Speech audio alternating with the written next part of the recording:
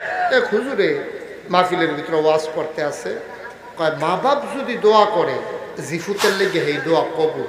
কথা কি মিথ্যা না সত্য?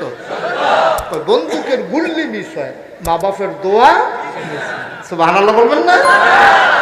এখন হুজুর যখন কইছে যে মা বাপে দোয়া করলে কবুল, এ মাহফিলের ভিতরে একটা বইয়া রয়েছে, ওয়াজ শুনতে আছে, 12 বছর হয়েছে, বিয়া করছে, তার আর সুইটটা সাইটটা হয় না, বাচ্চা কাচ্চা হয় না।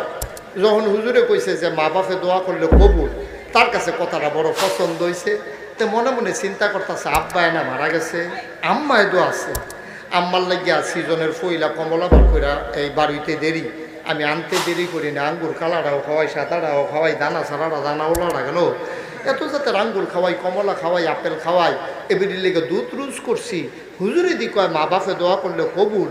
তো আমার যে 12টা বছর ধরে একটা বাচ্চা কাচ্চা হয় না, দোয়াটা করলে কারবারটা কইতাছে গিয়ায়, তো এই দোয়া করলো না কে লেগা যে বাইক গিয়াবে। তো বাইক গিয়াতে সেটা ডাক দিছে, আম্মা। কয় কিতারে? কাকু কিতারে না। হুজুরে দি কইলো তুমি বিলে দোয়া করলে কবুল।